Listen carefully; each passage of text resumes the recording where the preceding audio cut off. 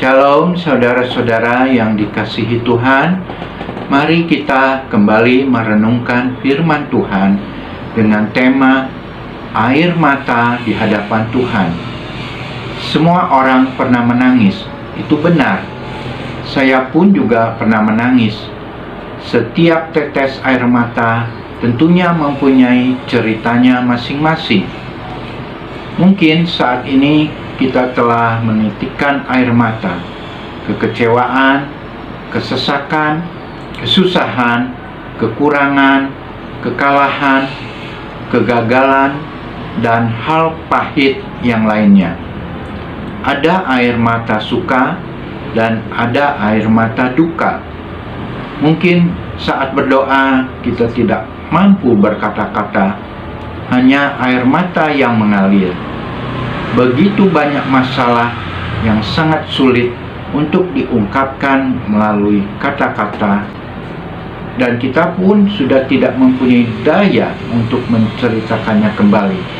Ketahuilah bahwa Tuhan mengerti bahasa setiap tetes air mata kita. Mazmur 56 ayat 9 berkata, "Sengsaraku, Engkaulah yang menghitung-hitung, air mataku Kau taruh ke dalam kirbatmu. Bukankah semuanya telah Kau daftarkan?" Saat menangis bukan semata-mata bahwa kita manusia yang lemah, tetapi menangis adalah salah satu cara untuk kita bisa jujur di hadapan Tuhan. Tuhan mengerti setiap keluh kesah yang ada di dalam hati kita. Tuhan mengerti segala pergumulan kita. Kitab Mazmur 139 ayat 2 berkata, "Engkau mengetahui kalau aku duduk atau berdiri. Engkau mengerti pikiranku dari jauh." Dalam kitab Ayub 16 ayat 16 berkata, "Mukaku merah karena menangis, dan bulu mataku ditudungi kelam pekat." Petrus menangis karena menyadari ia telah berbuat dosa dengan mengkhianati Yesus. Yusuf menangis ketika ia bertemu kembali dengan saudara-saudaranya. Dan Injil Yohanes 11 ayat 35, Yesus pun menangis saat di kuburan Lazarus. Ya, pria-pria itu pun menangis. Lalu apa yang salah dengan tangisan dan air mata? Tidak ada, bukan? Setiap orang berhak untuk menangis, tidak peduli gender, usia, atau jabatan sosial. Mengapa? Karena kita masih manusia. Bukankah tangisan adalah reaksi dari perasaan yang alami? Sama halnya dengan tertawa. Bahkan Pengkhotbah 7 ayat 3 mengatakan, "Bersedih lebih baik daripada tertawa, karena muka muram membuat hati lega." Air mata mengindikasikan kelemahan. Apa yang salah dengan itu? Bukankah setiap manusia memang lemah? Bukankah ini manusiawi? Air mata justru menunjukkan kerapuhan kita sebagai manusia yang terbatas dan kebutuhan kita akan pribadi yang tidak terbatas. Lagi pula, bukankah segala sesuatu ada waktunya? Pengkhotbah 3 ayat 4 berkata, "Ada waktu untuk menangis, ada waktu untuk tertawa, ada waktu untuk meratap, ada waktu untuk menari. Berikanlah waktu pada kesedihan jika memang itu yang sedang kamu alami. Tidak ada yang salah dengan itu. Tuhan menciptakannya untuk suatu tujuan yang mulia. Penyangkalan akan kesedihan sesungguhnya malah membuat manusia jatuh ke dalam ketimpangan emosi yang lebih parah. Pada akhirnya, Tuhan memang mengizinkan kita menangis, dan itu wajar karena kita masih manusia. Bahkan Ia menghargainya. Namun sebagai seorang Kristen yang dewasa, Alkitab mengatakan dalam 1 Tesalonika 4 ayat 13b, berkata, supaya kamu jangan berduka cita seperti orang-orang lain yang tidak mempunyai pengharapan dalam tangisan.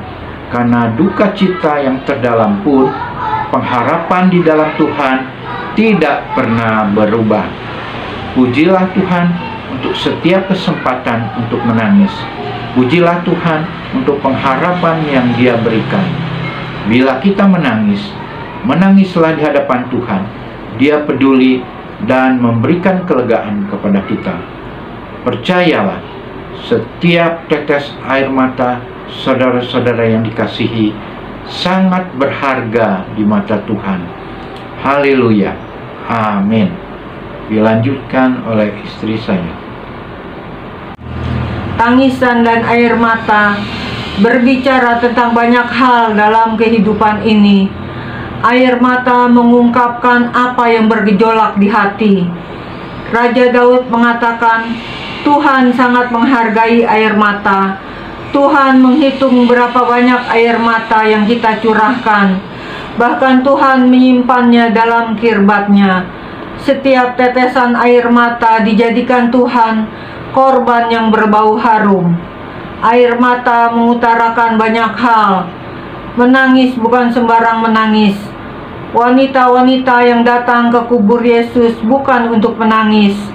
Mereka datang ke kubur pagi itu karena mau membalas kasih Tuhan Yesus yang telah menolong mereka saat Tuhan Yesus masih hidup. Para wanita itu merasa berhutang kepada Tuhan Yesus. Kita juga berhutang budi karena kebaikan Tuhan Yesus. Mari kita baca Mazmur 34 ayat ke-9. Kecaplah dan lihatlah betapa baiknya Tuhan itu. Berbahagialah orang yang berlindung padanya. Air mata menandakan kita menyesali hidup yang lampau. Air mata berbicara tentang kesungguhan kita untuk bertobat dari hidup yang sia-sia. Tuhan tidak menjanjikan hidup tanpa masalah, tetapi Tuhan berjanji menyertai kita dalam keadaan apapun. Mazmur 37 ayat ke-23. Tuhan menetapkan langkah-langkah orang yang hidupnya berkenan kepadanya. Bahkan di tengah kegelapan jalan kita, Tuhan menerangi dan memberi arah kemana kita harus melangkah. Wajar air mata terurai, tetapi kekuatan dan penghiburan selalu muncul di saat kita lemah. 2 Korintus 1 ayat ketiga. Terpujilah Allah Bapa Tuhan kita Yesus Kristus, Bapa yang penuh belas kasihan dan Allah sumber segala penghiburan. Kita jangan khawatir dan jangan takut, sebab Tuhan selalu menyertai kita. Pegang janji Tuhan dalam Yohanes 10 ayat 10. Pencuri datang hanya untuk mencuri dan membunuh dan membinasakan. Aku datang supaya mereka mempunyai hidup dan mempunyainya dalam segala kelimpahan. Amin. Tuhan Yesus memberkati.